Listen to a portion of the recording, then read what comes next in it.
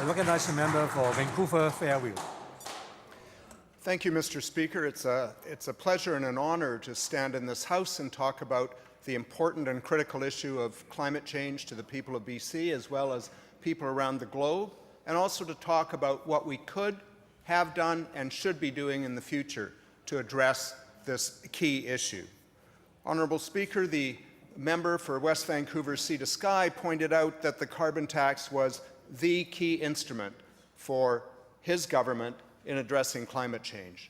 Honourable Speaker, I would say there are two key instruments. One of them is putting a price on carbon, and the other one is meaningful measures to reduce emissions. In fact, Honourable Speaker, many people would argue that there is simply and only one clear, real test of climate leadership, and that test is, are your emissions going up or are they going down? And on that measure, Mr. Speaker, this government is frankly failing. The carbon tax, about which the member opposite spoke, has been frozen since 2012, and BC's emissions since the current Premier took office have gone up by 4.3%, Honourable Speaker. Honourable Speaker, let's talk a little bit about the carbon tax. One of the features of the tax that the member opposite has said makes it successful is that it's revenue neutral. In fact, Honourable Speaker, it is revenue negative. If we look at the budget documents from this year, on page 56, we see that in fact the carbon tax is bringing in $514 million less, Honourable Speaker, than the offsetting tax cuts. Let's take a look at those tax cuts, Honourable Speaker, and exactly whom they affect, because the member opposite has said it's important in pricing carbon that we don't affect people's buying power and that we include household incentives. So let's look at the cuts, Honourable Speaker. Most of the carbon tax revenues, 2/3 of them, have been in support of corporate income tax cuts. Now, I'm not speaking out against targeted tax credits or measures to help business create jobs, but I just want to point out that that has little, if anything, to do with household income.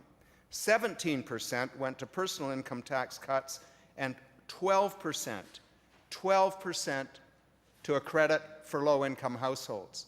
Let me talk about that for a minute, Honourable Speaker, because when this tax was first introduced, one of the selling points was that there would be a low-income climate action tax credit that would offset any damage or hurt that was experienced by low-income individuals.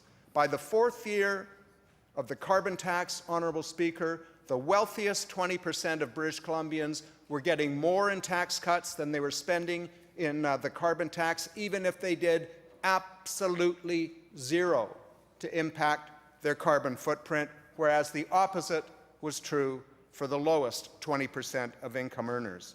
Honourable Speaker, this government includes in the offsets tax credit measures worth over 40% of the total tax credits that were initiated before the carbon tax was ever introduced. It's true they've been expanded marginally, but in order to claim revenue neutrality, this government is taking credit for cuts that existed before 2008, or tax credits before 2008, and not allowing the possibility of any tax credits to be used for building a green economy or for investing. So let me close, Honourable Speaker, by talking a little bit about that.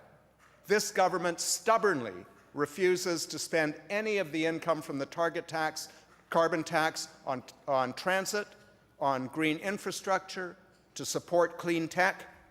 But overwhelmingly last week on CBC Almanac, the callers to a show on the carbon tax said that's exactly what makes sense to them.